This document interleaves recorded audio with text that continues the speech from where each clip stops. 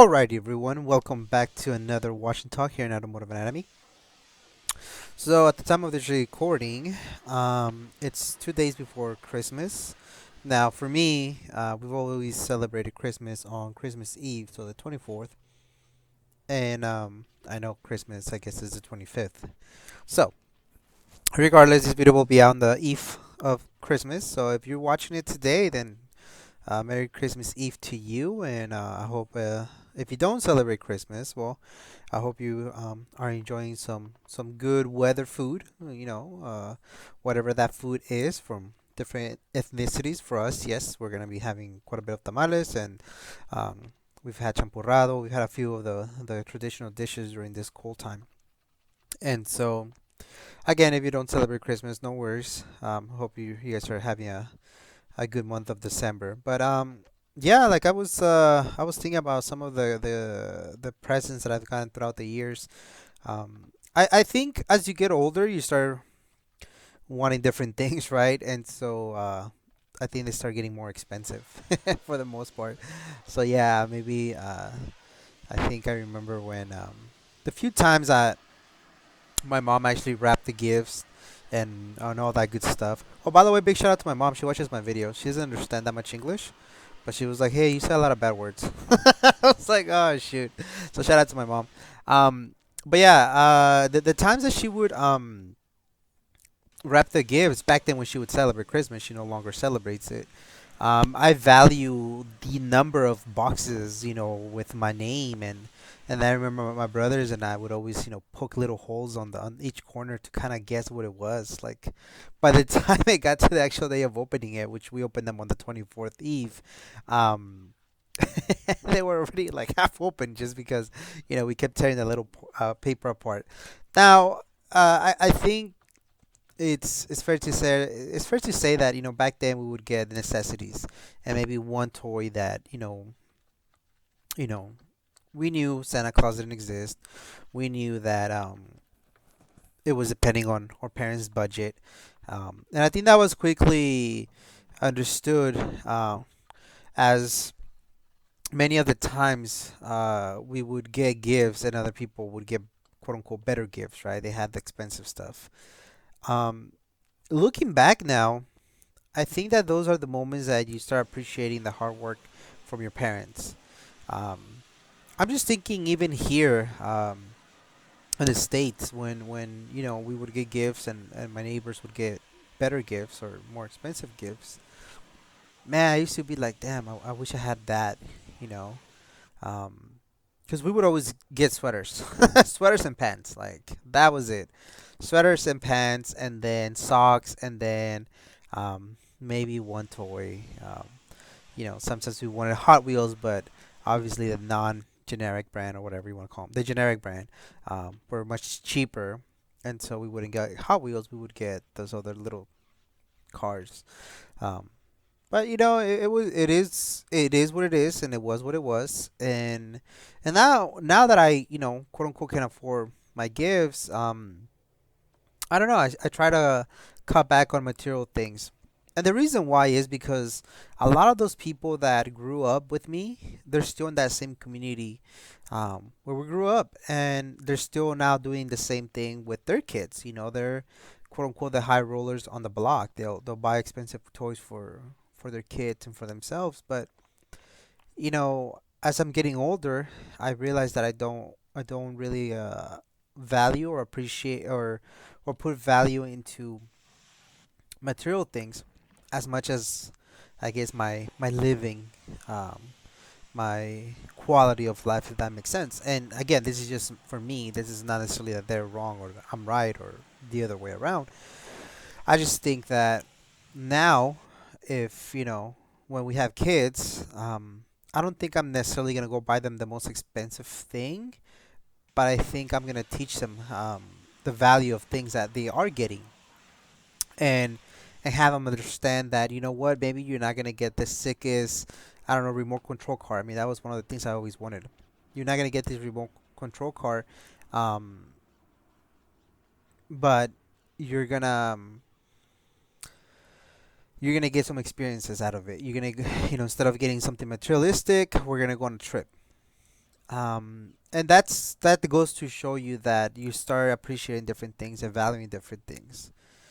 One of the things that comes to my mind, this was when we were in Mexico, and back then we still believe that we didn't celebrate Santa Claus over there. We celebrated what we call Los Reyes Magos, the three magical kings that bring you toys. I don't know the whole entire story, but we don't get our gifts on December 25th. We get them on January 6th. And I didn't know that, my grandma was the one who would go and buy them at the mercado, which was a good, 30 minutes away. Um, uh, and then she would bring them and then uh, keep them where we wouldn't be able to see them. She was pretty good about doing that. Um, and so my mom would send her money from here, from the States, and then my grandma was the one in charge of buying those toys. And again, we never got the ones that quote unquote we wanted. If I'm not mistaken, back then, I think I was like 5, 6. Um, I would write a letter to them and say, "Oh, this is what I want. This is what blah blah," blah. And we never got quite what we wanted, you know. But whatever we did get, we appreciated it. We freaking played till the wheels fell off. Literally on the little cars that we got, we would play with them, and um, they were getting destroyed, and that was fun. That was cool, and so every single year, I've always been, uh, there was a time that I didn't really care for Christmas. I think I was a little bit bitter. I was upset, I was upset at the situation of growing up and not having, um, all the material things that I wanted. That and I would tell myself, "Oh, I've been good this year." The whole idea of like, "Oh, you've been good," and so as you get older, you start realizing like, hey, there were bills to be paid. Um, December, rent doesn't stop. Inflation. There's just so many things that were going on that, in the grand scheme of things, as a parent, I think you're trying to balance it. So, I don't know where you guys stand in that. I don't know if you guys, did you guys grow up with all your Christmas stuff? Did you guys even celebrate Christmas? Did you guys wanted to celebrate Christmas? Um, it definitely is a difficult topic to discuss, especially with people that maybe don't even celebrate it. They're like, dude, be glad you got something. My parents are so and so, and they never, celebrate anything. Or my parents, they're very wealthy, but they were always stingy with us. I don't know. I mean, there's a reason why. I would assume there's a reason why parents do what they do, right? Or maybe in the other side, you're like, nah, dude, we went balls out, and we always had all the gifts we wanted, and blah blah blah. And now as an adult, I, it affected me in a bad way. You never know. Um, but for me, I think it brought me perspective. I think it teaches me to appreciate things, and that's why I really enjoy my old cars. You know, sure, there's always gonna be a nicer car. There's nicer cars out there, newer stuff. There's always more car parts to be bought, but at the same time, they just like anything materialistic. You buy it and then it just sits. Um, and although there's stuff that is cool to just have, like maybe a rare piece that is no longer, you know it's just hard to come by. You want to buy it, yeah, by all means. But what happens when you teach your kids, or you yourself are constantly just buying material things because a new thing came out, or it's Christmas, so we have to have the best things. I don't know. I think that it starts creating these expectations that now the next year has to be better. Next year has to be better. And what happens if you don't have money? Like the guilt, I guess, that you may have if you can't provide for your kids. Especially if a kid is accustomed to getting X, Y, and Z. For us, we knew as we got older, like, hey, Christmas is mostly for the food and for freaking sweaters and socks. We knew. um but I don't think that at the end of the day we were missing out on so much. I think that we could have gotten all these expensive you know toys, um but just like that they would have been gone. And I think that that's now kind of where I'm going more for the experiences that we can get out of. And it doesn't have to be Christmas to give somebody a gift. And I think that's another mission that we've been we've been pretty good, I guess I would say. My wife and I, um, we have our vision boards to do at the beginning, oh, prior to the beginning of the new year. We've been doing it now for I believe 2 years in a row, if not three. I think it's two. So we're as the days are coming up, we are about to start doing the vision board for next year, and you know, I don't know. I've been super grateful. I've been just blessed to be able to continue to do this for fun. To be able to have the time and the privilege and the luxury to be able to go and wash my car and record myself and then talk over it. Like that's time. That's luxuriness. There's luxuriness in material things, and there's luxuries when it comes to time. And I have that privilege to have the time, the privilege to be in a very good spot that I don't have to be working 24/7. I'm not in poverty. I have my health. I have shelter. I have all these things. And so for my vision board, it gets very difficult because it almost seems like then, so what are you kind of looking forward to, right? What's important for you? Um, and for me, I'll share a little bit about what I did for last year. Last year, I put traveling. I definitely wanted to travel, and one of them was, go to Brooklyn and took a picture. At the time, I thought it was the Brooklyn Bridge, but it's a Manhattan Bridge, and I did that, and that was a big highlight of this year. The minimalist challenge, I did it last year, and I chose February because it's small. It's the shortest month of the year, so getting rid of one thing the first day, two things the second, three things the third day, four things the fourth day, and so on. And I did it, and it was very, very difficult, especially on the 20th day. I was just like, okay, these 20 gift cards count for 20 things. It was getting difficult, but I did it. Other things, like the channel, the YouTube channel, I put, just easy to remember landmarks: 30,000, 40,000, 50,000, subscriber count. Those is just more like just to kind of be able to. I put the dates, by the way. I put the dates under the picture on the day that I did it. Um, so this year, obviously, the subscriber count has been increasing, but it's been so much slower than the previous 2 years. I don't know why. I haven't done anything different. Maybe that's why. But obviously, the attention and time and the videos, I think, have improved or continue to improve. Um, but again, it's not one of the things that I'm like, oh man, I just kind of added just because going back to it, I don't want to put material things. And so what do? I put, subscriber count. I put Instagram, account. Oh, I reached 10,000 this year on Instagram. I think I don't think I even put that on the vision board. I might check. I think I need to put that. I need to update the date. And so just little things like that. Obviously health. I'll find some quotes that really stood out to me this year. Um, one of them that I've been listening to a lot, and Tony Robbins said it again in some random podcast that I was listening to. Nothing has a meaning, um, but the meaning that we put towards that thing. So nothing really matters unless you tell yourself that it matters. And I think that that's kind of the interesting point here. It goes back to Christmas. I mean, Christmas is such a special time because society, movies, I mean, everywhere around us is the time of giving, the time to celebrate, the time to family, the time blah blah blah blah. New year, new me. I don't believe in that. I think you should start now. Don't wait till the first. If you want to work out, start now. If you want to eat healthy, start now. Because it shouldn't be a year thing. It should be a more of a lifestyle.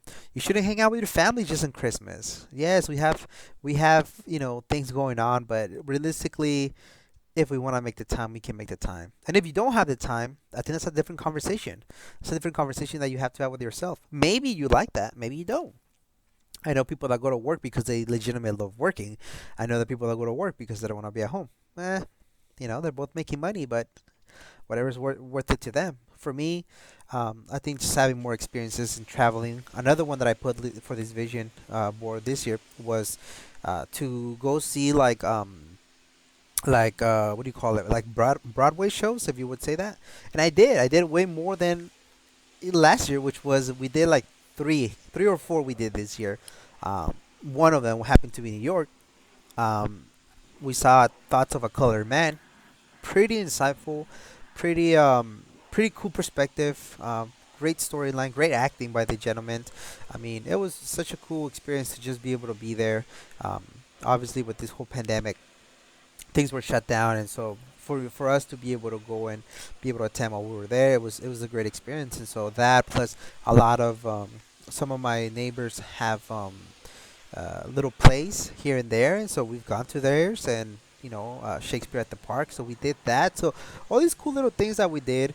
Reading books. I did audiobooks. I'm not a big reader. Just I don't know why. I did audiobooks, and so I've heard a lot of audiobooks. Um, I re-listen, I guess I would say, to the richest man in Babylon.